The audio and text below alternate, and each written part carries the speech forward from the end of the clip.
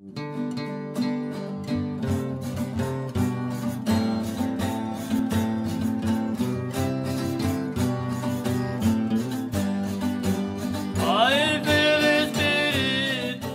Festa do Divino de Planaltina é uma manifestação tradicional ligada à Igreja Católica que comemora o Espírito Santo como entidade doadora de dons e benesses. O objetivo dessa exposição é trabalhar com o canto e a crença, é analisar como o canto e a crença se desenvolvem dentro dessa manifestação. Ao falar em intermídia, que é o conceito que nós vamos trabalhar aqui, nós somos quase que imediatamente levados a pensar em mídia digital ou mídia de massa. No entanto, o conceito utilizado aqui é o conceito cunhado por Samuel Taylor, desenvolvido por Higgins, que trata exatamente da fusão de conceitos. Então, segundo o autor, quando nós temos dois meios e nós o fundimos, nós temos uma obra intermídia. O nosso objetivo é exatamente analisar a união do canto como meio e da crença como meio. Higgins afirma que o termo difundido e ressignificado por ele acontece quando dois ou mais meios distintos são fundidos conceitualmente. Eles se tornam uma intermídia.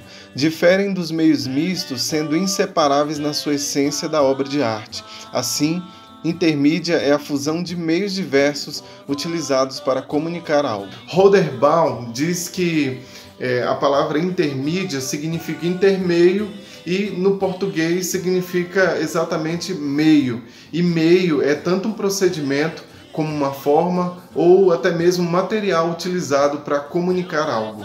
Para a autora, falar em intermídia coloca em questão a concepção de mídia como fusão ou interseção entre meios.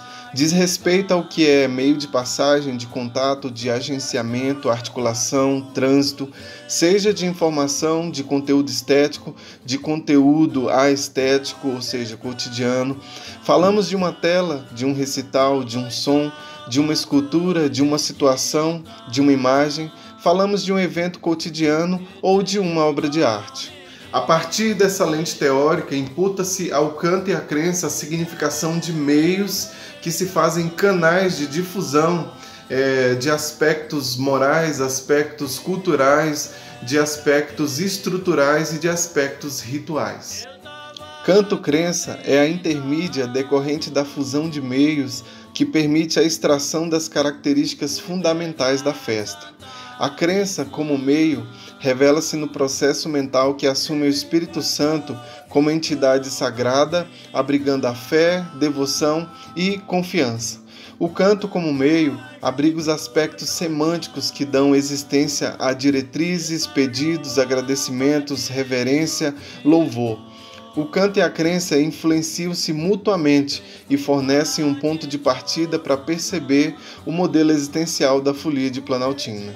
Para Higgins, o termo intermídia não é prescritivo, não se autoelege e não apresenta um modelo novo para a realização de alguma coisa. E nem também esse alguma coisa é considerado mais importante porque é uma obra intermídia. Isso permite o caráter antifundacionista das intermídias e sua justificação em relação à fusão de meios diversos.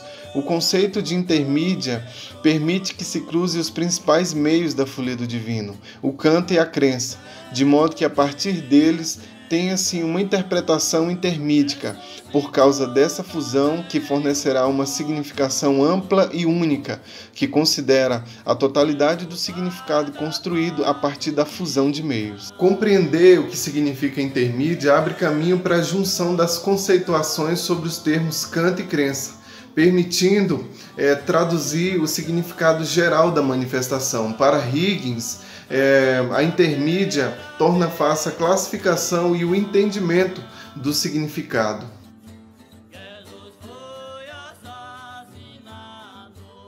A folia do divino de Planaltina acontece nos arredores da cidade, especificamente nas fazendas e ranchos.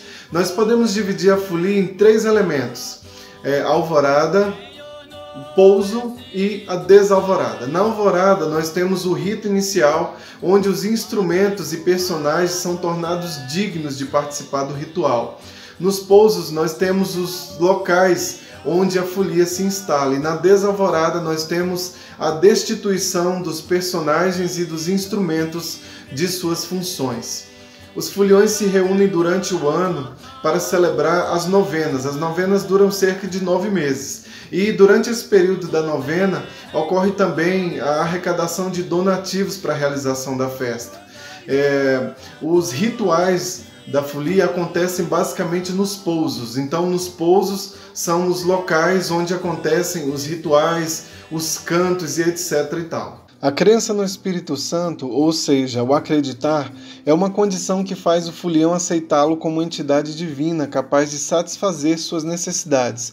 Segundo Schwitzgebel, é comum supor que as crenças desempenham um papel na produção do comportamento.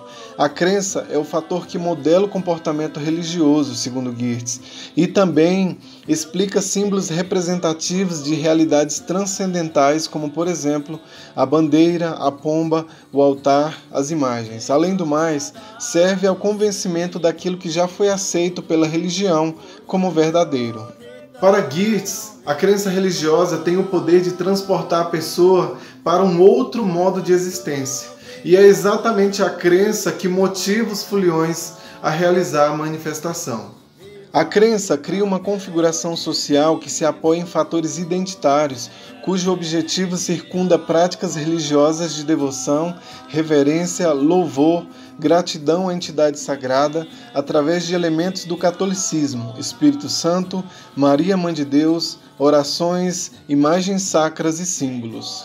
Se nos perguntarmos de onde vem a crença, a resposta, longe de fatores psicológicos, está na religião, ou seja, no catolicismo.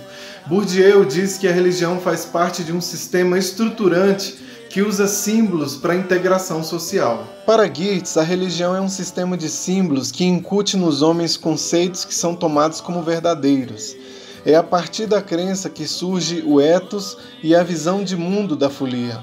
Ethos é identificado por Geertz como os aspectos morais, estéticos e valorativos.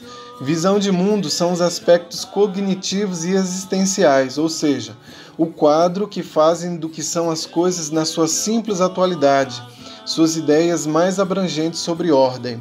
Ethos e visão de mundo estão dentro do domínio de crença que circunscreve os foliões. Como valores morais centrais que normatizam o comportamento, nós temos a devoção ao divino, o caráter sagrado das bandeiras, a devoção a Nossa Senhora e à Santíssima Trindade e a reverência aos símbolos. A visão de mundo compartilhada é de que a folia é um ritual de agradecimento, louvor e exaltação da figura transcendental do Espírito Santo.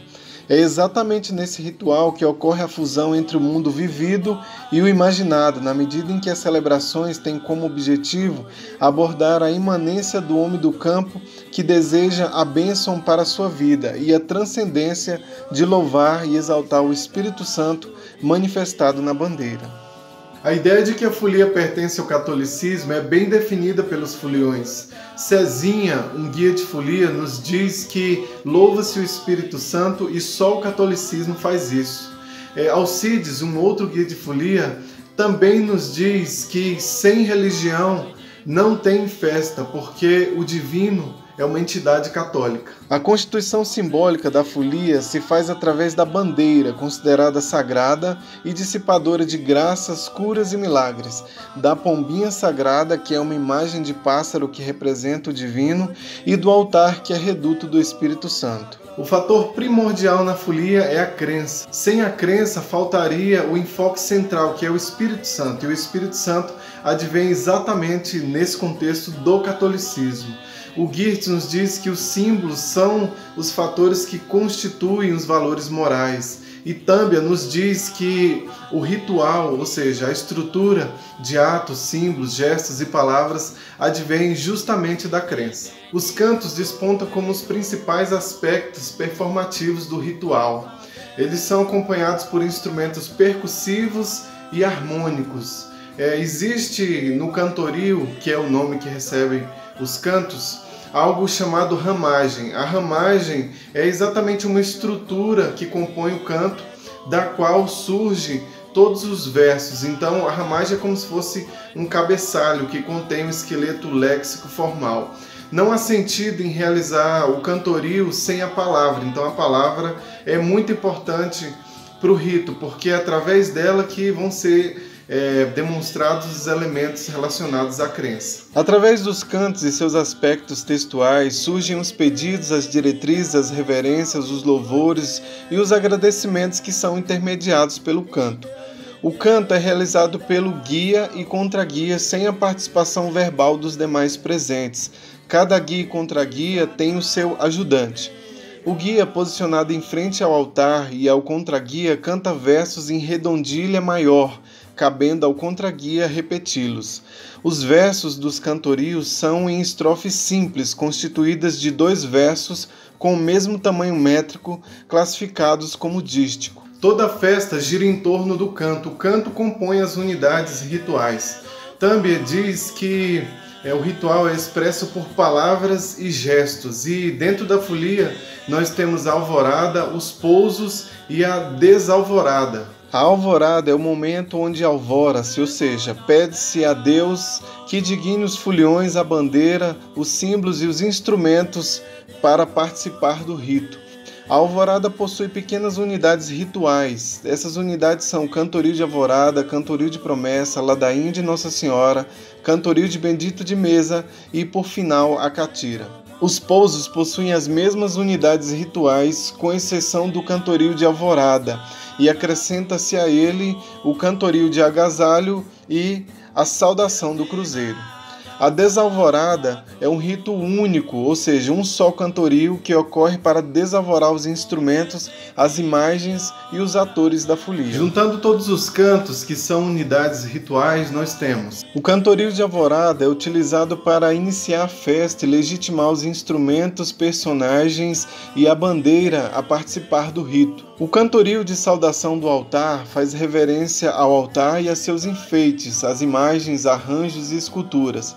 Ele narra o nascimento de Cristo. A ladainha de Nossa Senhora é uma oração com caráter de pedido e súplica a Nossa Senhora. O cantorio de entrega de troféu agradece aos donos da casa pelo acolhimento. O cantorio de pedido de agasalho é realizado quando a comitiva chega na casa e pede permanência, alimento e pernoite.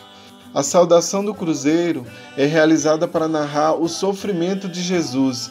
Ele é realizado em frente a uma cruz de madeira posicionada permanentemente em frente à casa. O cantorio de despedida é realizado para finalizar a estadia dos personagens na casa. A desalvorada é o momento onde todos são desinvestidos de suas atribuições, ou seja, finda-se o ritual. A intermídia canto-crença acontece expressando o ritual, os pedidos, os agradecimentos, os louvores, as diretrizes, a fé, a devoção e a confiança. A fusão dos elementos, juntamente com seus símbolos, constitui a base ritual e semântica da folia do divino. A folia congrega uma ampla gama de meios: ritual, palavra, sons, imagens, esculturas, orações, gestos. Os termos canto e crença, dentro do contexto da folia, são interdependentes, pois a crença motiva o canto e o canto propaga a crença, através de palavras, sons, gestos e demais elementos supracitados. A crença, portando seu ethos, ou seja, seus valores morais, precisa de outro meio, o canto, para expressar-se dentro do ritual que é cantado.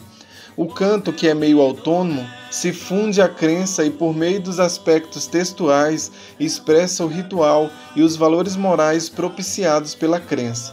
Canto e crença se fazem intermeios que geram a essência da festa do Divino Espírito Santo. Essa essência é a confiança no Espírito Santo e a celebração de sua transcendência através da devoção à bandeira. Deste modo, o que constitui a configuração formal da folia é a intermídia, uma vez que o rito acontece exatamente através desses elementos intermídicos chamados canto e crença. O canto e a crença, ao se relacionar, formam a intermídia que vai expressar exatamente as características fundamentais da festa. Tais características são a devoção ao divino, o canto expressando o ritual, a confiança no Divino como Consolador, a devoção à bandeira sagrada que representa o Espírito Santo, a devoção a Nossa Senhora e a organização ritual. Por fim, sem o canto e a crença, não há que se falar em folia do Divino de Planaltina. E eu agora nobre ao bem,